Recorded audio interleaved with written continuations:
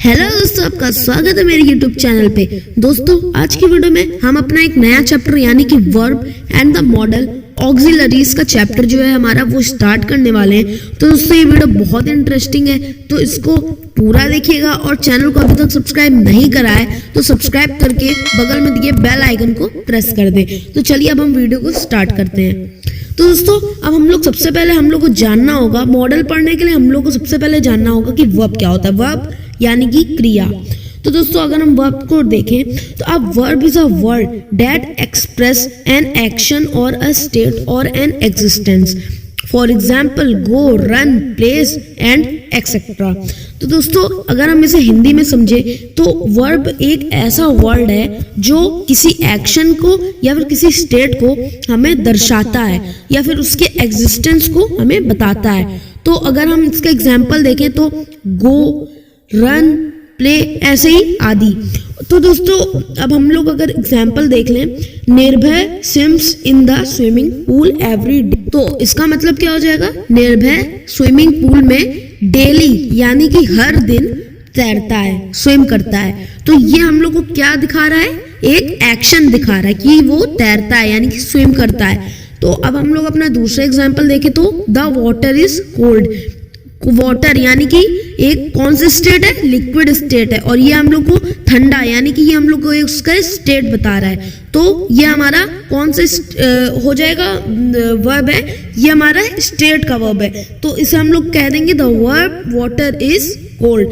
ठीक है, अब हम अपना थर्ड एग्जाम्पल देखते हैं, the great pyramids are in Egypt. तो ये हमारा बता रहा है आर यानी कि वो उसका एग्जिस्टेंस बता रहा है कि वो अभी भी है। तो इसका हिंदी अर्थ होगा the great pyramids are in Egypt.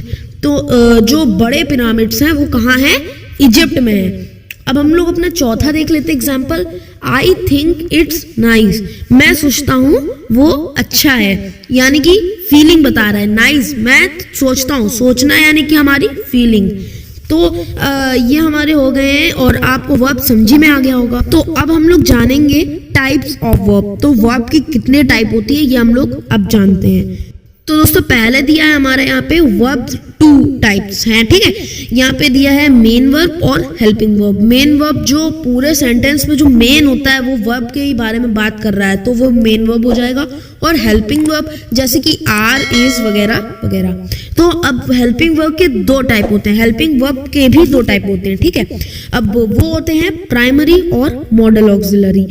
तो प्राइमरी में क्या आ जाता है, देखिए प्राइमरी में am, is, are, was, were, do, does, have, has, had, ये सब आ जाता है हमारा हेल्पिंग वर्ब में, प्राइमरी में। ये सब प्राइमरी में यूज होगा, ये बहुत ही ज्यादा इंपॉर्टेंट है तो आप इसे ध्यान से समझ लें।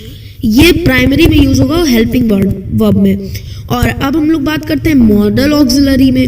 तो इसमें आ जाता है shall, will, should, would, may, might, can, would, must, need, ought to, dare and you। तो दोस्तों अब ये हमारा हो गया, अब एग्जाम्पल भी हमने समझ लिए। तो अब हम मेन वर्ब को थोड़ा डिटेल में समझते हैं। ठीक है, verb that comes after helping verb and is done directly by or on the subject is called the main verb। तो वो वर्ब जो हेल्पिंग वर्ब के बाद आता है यानी कि वो हेल्पिंग वर्ब के बाद आता है या फिर वो होता है किसके बाद, डायरेक्टली सब्जेक्ट यानी कि जो सब्जेक्ट हमारी सेंटेंस का, वो तो आपने सेंटेंस में सब्जेक्ट पढ़ा ही होगा। तो वो सेंटेंस में अगर वो सब्जेक्ट ही उसी का काम कर रहा है तो वो मेन वर्ब तो कहलाएगा ही भाई। अब जैसे हम लोग इसका एग्जाम्पल देख लें, सुशील जम्प्स ऑन द रूफ। तो ये जो जम्प्स आ रहा है ये एक सब्जेक्ट के साथ लगा है, आप देख ही सकते हैं सब्जेक्ट इसमें सुशील है तो उसके साथ जस्ट डायरेक्टली बाय उसके साथ ही लगा हुआ है जंप। तो इसका मतलब ही है ये कि सुशील रूफ में जंप करता है, रूफ पे जंप करता है। तो ये हमारा हो जाएगा मेन वर्ब। ठीक है, अंडरलाइन भी है, आप देख ही सकते हैं। और हमारा दूसरा हो जाएगा we have insulted those students. तो ये इंसल्टेड जो है हमारा ये क्या है, मेन वर्ब है। ठीक है, तो ये ध्यान रखिएगा, मेन वर्ब क्वेश्चन में इस तरह के दे सकते हैं कि ये सेंटेंस गिवन है, आपको इसमें से मेन वर्ब बतानी है। तो ये मेन वर्ब की जो डेफिनेशन है आप ध्यान से समझ लें। और अब हम लोग थर्ड एग्जाम्पल देख लें, the mobile was sold, mobile जो था वो बिक गया, यानी कि सोल्ड इसमें हो जाएगा क्या, मेन वर्ब हो जाएगा।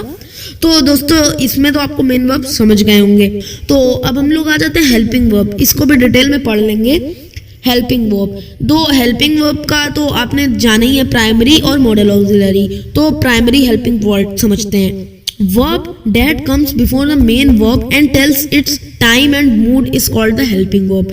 verb जो main verb के पहले आता है और वो हमें क्या बताता है, टाइम बताता है या फिर उसका मूड बताता है, तो वो हो जाता है हमारा हेल्पिंग वर्ब। एग्जाम्पल देख लेते हैं, माई लैंड लॉर्ड डज नॉट, ये हेल्पिंग वर्ब हो जाएगा। वॉक ये हमारा मेन वर्ब हो जाएगा, क्योंकि लैंड लॉर्ड हमारे सब्जेक्ट है और इसी के बाद जस्ट आता है हमारा मेन वर्ब, और मेन वर्ब के पहले आता है हमारा हेल्पिंग वर्ब। तो डज नॉट हेल्पिंग वर्ब और वॉक है मेन वर्ब। तो ये एग्जाम्पल के बाद हम देखते हैं, the notes were being counted, counted हमारा मेन वर्ब। और बाकी अगर प्राइमरी हेल्पिंग वर्ब्स होते हैं, जैसे कि एग्जांपल दिया है यहाँ पे, is, are, am, was, were, do not, does not, did not, has, have, had. ठीक है, अब ये प्राइमरी हेल्पिंग वर्ब आप समझ गए होंगे। अब हम लोग आ जाते हैं model auxiliary. A verb that used to express the mood or mode, attitude of a speaker is called the modal auxiliary. ठीक है, वो verb जो किसी मूड एक्सप्रेस करते हैं और या फिर स्पीकर का एटीट्यूड, उसे हम लोग कहते हैं मॉडल ऑक्सिलरी। इसका एग्जाम्पल क्या है, can, could, may, might, should, must, etcetera.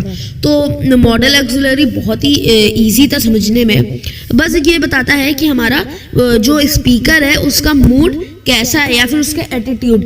तो ये सब आप समझ ही गए होंगे। अब हम लोग आ जाते हैं कुछ मॉडल्स के यूजेस पे। ठीक है, अब जैसे may and might, the models may and might are used to express possibility, permission, wish और प्रेयर। जो हमारा मॉडल्स मे एंड माइट होते हैं वो क्या, किस लिए होते हैं, पॉसिबिलिटी यानी कि संभावना व्यक्त करने के लिए, या फिर परमिशन देने के लिए, या फिर विश करने के लिए, या फिर प्रेयर के लिए। तो जैसे कि एग्जाम्पल दिया है, इट माइट रेन, ये हमारी पॉसिबिलिटी, संभावना जता रहा है कि बारिश हो सकती है। मे आई कम इन, ये परमिशन मांग रहा है, मैं अंदर आ सकता हूँ। अब हमारा तीसरा है, मे यू लिव लॉन्ग, तो ये हमारा विश कर रहा है या फिर प्रेयर कि तुम ज्यादा लंबा जियो। ठीक है, तो चलिए अब हम लोग आते हैं can and could. The models can and could are used to express ability, polite request, offer etcetera. जो हमारे मॉडल्स कैन और कुड होते हैं वो, या फिर एबिलिटी यानी कि मैं ये कर सकता हूँ, मैं ये कर सकता हूँ, तो ये सब एक एबिलिटी हो गई कि हाँ मुझे अपने ऊपर विश्वास है, मैं ये कर सकता हूँ। और उसी की जगह पोलाइट रिक्वेस्ट, या फिर कैन मतलब जैसे can I use your pen, तो ये एक पोलाइट रिक्वेस्ट है। और एक और हो जाता है इसमें ऑफर यानी कि जैसे कि ऑफर देने का मतलब, आप कहीं भी दुकान पे जाते हैं तो वो आपको ऑफर देते हैं, तो वो उस तरह का ऑफर कैन करके। ठीक है, अब हम लोग एग्जाम्पल में अगर देख लें, she can write English well, ये हमारी उसकी एबिलिटी बता रही है। ठीक है, she can write English well, वो इंग्लिश अच्छे से लिख सकती है। ठीक है, could you please lend me some money, ये पोलाइट रिक्वेस्ट है कि क्या तुम हमें थोड़े से मनी दे सकते हो। ठीक है, ये एक रिक्वेस्ट है। कैन आई हेल्प यू, ये एक ऑफर है, आपने समझी गए होंगे offer. Can I help you, क्या मैं तुम्हारी मदद कर सकता हूँ, तो ये उसने खुद ही ऑफर दिया। ठीक है, तो कैन एंड कुड भी समझ गए होंगे। अब हम लोग आते हैं should pay. The modal should is used to express advice, obligation, expectation, etc. तो जो मॉडल हमारा should होता है वो किसी को एडवाइस देने के लिए, ऑब्लिगेशन या फिर एक्सपेक्टेशन के लिए। ठीक है, एग्जाम्पल देख लेते हैं, you should do more exercise, ये एडवाइस दे रहा है। क्या दे रहा है, एडवाइस कि तुम्हें ज्यादा एक्सरसाइज करनी चाहिए। ठीक है, अब हम लोग अगर दूसरा देखें, we should report the date incident, we should report the incidents, ये ऑब्लिगेशन है। ठीक है, अब हम लोग थर्ड है, Rahul should have landed by now, ये एक्सपेक्ट कर रहा है कि राहुल अब तक लैंड हो गया होगा, यानी कि लैंड वैसे लैंड नहीं, एयरपोर्ट से। ठीक है, तो ये हमारा एक्सपेक्टेशन हो गया। अब हम लोग जानते हैं फोर्थ यानी कि मस्ट। तो इसमें दिया है the model must is use to express compulsion और स्ट्रॉन्ग ऑब्लिगेशन, नेसेसिटी, प्रोबेबिलिटी या फिर डिटर्मिनेशन। ठीक है, तो इसके एग्जाम्पल हैं जैसे कि they must pay the fine, ये एक स्ट्रॉन्ग ऑब्लिगेशन है। ठीक है, तो अब सेकंड हमारा है we must get up early and start on our way, ये नेसेसरीली बता रहा है आपको कि हम लोग को सुबह जल्दी उठना चाहिए और अपना काम शुरू करना चाहिए। अब हमारा तीसरा I must have my own way, तो ये डिटर्मिनेशन है, ये उसके अंदर की संभावना या फिर उसके अंदर का दृढ़ संकल्प है कि मुझे मेरे पास अपनी खुद की जो राह है वो चुनने में मैं समर्थ हूँ। ठीक है, अब हम लोग को फिफ्थ हो जाता है ought to, the model ought to is use to express duty, necessity. Ought to यानी कि हमारी ड्यूटी है, जैसे कि हमें जाना ही जाना है, ये फिर ऑट टू इसमें यूज हो जाता है। एग्जाम्पल हम लोग देख ले, we ought to help the poor and needy, हम लोग को हमेशा किसी पुअर या फिर नीडी की मदद करनी चाहिए, तो ये हमारी ड्यूटी है, तो हम लोग इसमें ऑट टू लगा देते हैं। और सेकंड देख लेते हैं, you ought to exercise regularly, तो ये नेसेसिटी है कि ये हम लोग को नेसेसरी करना ही करना है, ऐसे फिर हम लोग तबीयत खराब हो जाती है, कुछ भी हो जाता है तो हमें हेल्दी रहने के लिए एक्सरसाइज करनी रहती है, तो ये नेसेसिटी है, तो ये ऑट टू इसमें लगेगा। तो दोस्तों वीडियो पसंद आई तो लाइक कर दीजिएगा, और आज के लिए हम इतना ही रखते हैं, तो मिलते हैं फिर अगली वीडियो में। मुझे इस वीडियो के बारे में कमेंट करके जरूर बताइएगा। Bye bye, tata, goodbye, गया।